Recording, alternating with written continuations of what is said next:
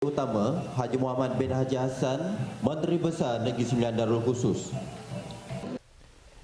This particular conference that has been organized has been the outcome of our visit to New Zealand, to Auckland in particular, in the Bay of Islands. That was in September.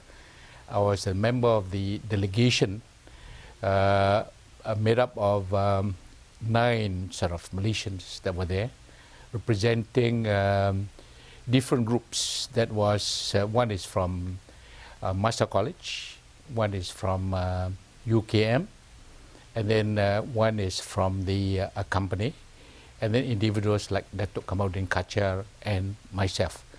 It was on this particular trip, in fact, in the course of discussion, we recognized the many similarities, both in language, both in terms of appearance, both in terms of practices between the Maori and the Malays in Malaysia. Arising of this common sort of feeling, and then we realized that there is a need for us to do more than just meeting. So that's how this conference has been mooted now. Having had from September and now it's July, some 9 months sort of preparation. And the efforts of the organizing committee has been great in terms of trying to cover the various areas that are relevant to the Malay Polynesian sort of ancestral nations. And then, as you can see from the presentation itself, I mean, many of us don't know in terms of even our roots.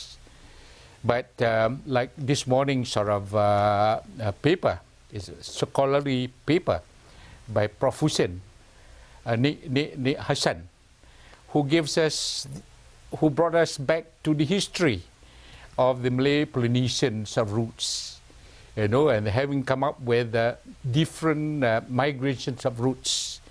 One, of course, coming up from the north, and then secondly in terms of the Africans of origin, yeah, and then that is as long as 60 years ago. That's a long time, and going back to our roots. And then the question of how subsequently in terms of we were divided by different sort of colonialist group, the British, the Spanish, and the Dutch. Yeah?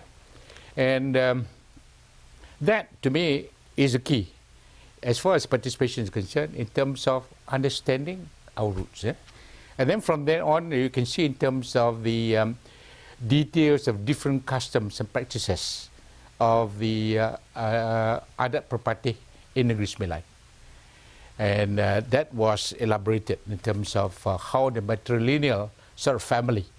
So that gives another perspective to the Malay sort of Malay Polynesian sort of customs.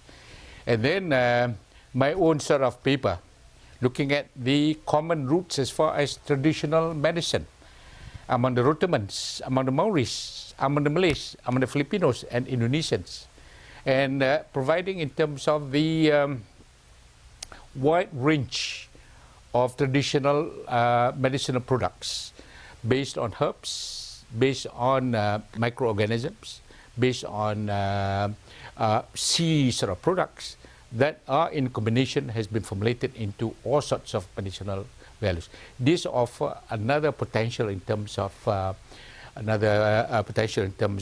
expanding that sort of business opportunities. And then that's one. The other aspect, the discussion on the possible economic and trade activities. Yeah, I'm excited from the sense that looking at the 33 nations of the Malay Polynesian, yeah, covering the regions of the Indian and Pacific Oceans. Look at how vast is the oceans, and the future of food production in the world will not be from producing agriculture from the land, but from the sea. Now the question is, how can we harness this vast ocean in the Malay Polynesian sub-regions into a source of food? And then the other great thing is, it is in our region. I mean, Indonesia itself has got 17,000 islands. The Philippines has got 7,000 islands. And then imagine even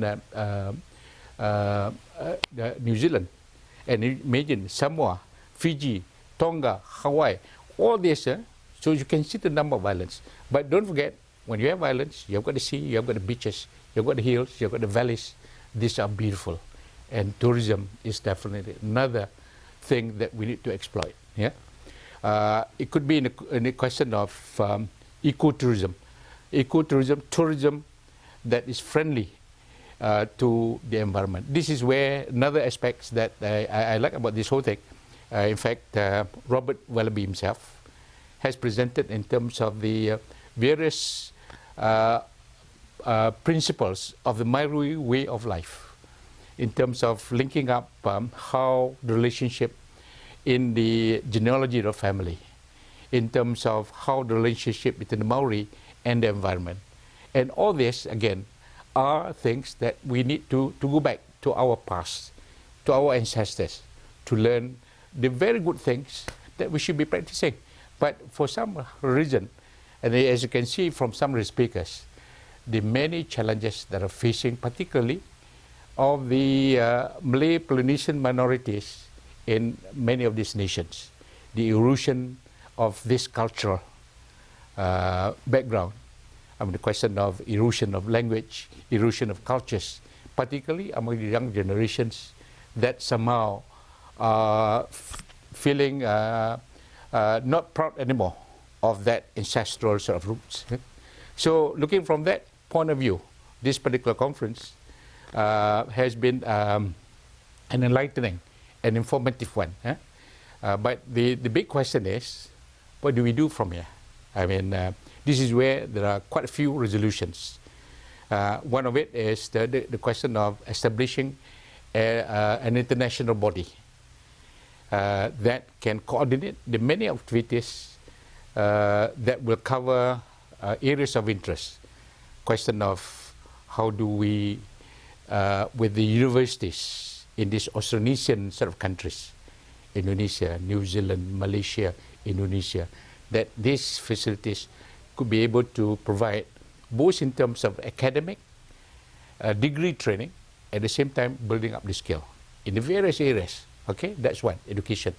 Another one is looking at the possibility of this economic and trade, looking at the future in terms of exploring the seas, the islands, and all that. And then even like in Malaysia itself, our Petronas has built up the technology and skill as far as the petrology. How do you discover, how do you mine the fossil fuels? Yeah? So perhaps this technology could be shared with our friends in the other Polynesian islands, you know, in terms of exploring possible areas of this. Yeah? So, so you can see all these opportunities in terms of language benefits and expansion, and in terms of looking at in terms of the economic possibilities, looking at the intellectual aspects. Yeah? So from all this perspective, I can only say that the this particular conference has brought us together and to explore and to go beyond this conference. Right.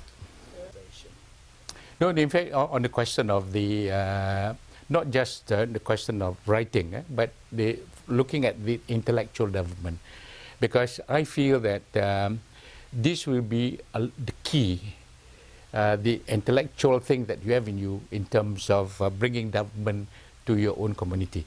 So when you talk about intellectual development, and then the question first, of course, in terms of reading a lot. Okay, reading so that you're exposed to the many experiences and wisdom of the people that have experienced through this. They don't have got to go, what we say, to start from zero. They can learn at least from the experiences and wisdom of the elders and all that. Eh? So that's one thing. But the other thing is just this. Having that knowledge in you is not enough if that knowledge, you don't add value to it. So how do you add value to this? You have got to make that knowledge available to as vast the group of people as possible, so that at least they can get the knowledge that you have gathered and written, so that they can use it and add value to it.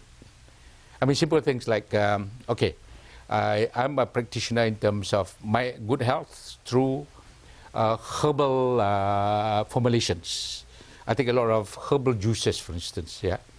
So, okay, I own my formula, what I do every morning, what I do in terms of exercise, but I don't keep it just to myself.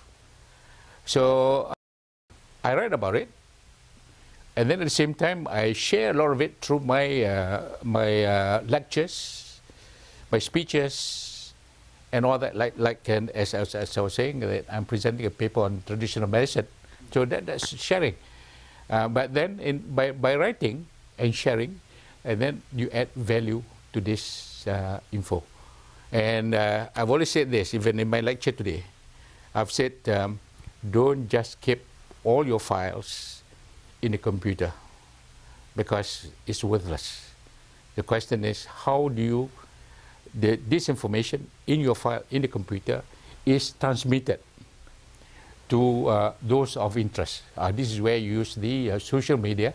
I mean, I've got my own blogs where I share things like happiness, sustainable development, herbal medicine, exercises, and I do a lot of naughty things, from the running, from the swimming, to the climbing of mountains. I go for my travels and all that sort of thing. Yeah? So coming back to the intellectual element, because to me this is the key as far as stimulating that interest in terms of development of the very people that you live in. So in that context, I see the writing and the reading and the sharing of information and using the present media, things like computer, digital camera. So I didn't bring this. Normally, whenever I move around, I will always have a digital camera here and a notebook or an iPad, and then where I put in whatever I've of interest into this, and then subsequently we'll transfer this photos, images, and then the whatever write up into the computer and as files, which are files up either in my blog, my Facebook, and all that. So continue. I mean, in terms of just sharing whatever small experiences and wisdom that you have. I looked at a nation that is stable, united, happy, prosperous, must start with the family unit. I mean, you just cannot talk about peaceful, progressive nation without looking at this particular small unit. It has got to start from there. If that family small unit that you have has got all the essence of greatness, things like the relationship in the family, the practices, the courtesies, the simple thank you, and all that, will have a long way. And not only that, but to ensure these are perpetuated in our own sort of family, we have our own organization, the Persatuan Tuk Din Tuk Piah Malaysia, that links up all the family members all over the nation. And each year we meet together at different places to discuss how can we help each other. That's another element. How can you, as a citizen of the country, take responsibility in terms of helping those members of the family that are not as fortunate as you are, and this part again. And then on top of that, the academic side of having the genealogy. In fact, I've written a book on the genealogy of our family, yeah? And then these are some of the things that I like to encourage, because now having elders around you before they passed away, get whatever information in terms of the history of the family, and they start from there, and then later on others will build it up. Yeah. So that's how I see in terms of the family unit, how they need to be strengthened. And then, in fact, our Malay and Polynesian subcultures have got this adat and customs that can bring us together. But the only unfortunate thing is just this, that erosion I was talking. We thought that the capitalistic, the Western sort of civilization is the way to go. But right now we know that is the way as probably it's going down. You know, so we have got to come back. And that's just why I believe the Malay Polynesian sort of customs and practices will bring us and strengthen us. First in the family, and then our community, and then the nations that we live in. This may not be recognized, but as we get to understand, the trouble is with many of us, we don't go and study and understand it. The whole implication, essence of all this ancestral adat and customs here. But when you understand it, how it's trying to accord even simple courtesies, simple way of living, you know, how to raise up families, how to keep your health, you know, from all the herbs and things around you. The very exercises, we have got our traditional exercises, you know, with the silat, you know, with all the stretches and all that, you know. So it's all there, you know. So why do we value something foreign whereas you have it in your society? Yeah, this is where I also encourage in terms of don't just leave all these traditional practices, traditional customs unwritten, because that will be eroded. So write about them. Yeah, write about your experience. In fact, writing, when I talk to friends, I talk to colleagues about writing, and they say, it's so difficult. I said, what's so difficult about writing? I mean, you don't care about the grammar, you don't care about the bombastic sort of words, but start with simple languages, telling your own story. Whatever you want to tell about your experience going out to do the fishing, your experiences in terms of planting your herbs, your experiences in terms of whatever, you know. So write about this, and that's it. And then your own feelings about these things. I mean, people may not agree with what you do, but that's another thing, you know. But what is more important is how you see things. You know? And this way, in fact, one of the things that I've done now in my life is to establish one university with a colleague of mine. This is what we call the University of Life. And the whole idea is to get the eldest people with experiences to share this simple wisdom, you know. We may be wrong, we may be right, but that's for the generations to assess. Yeah? But at least we have made an effort to leave the legacy for the young generations, at least to move on further from our generation.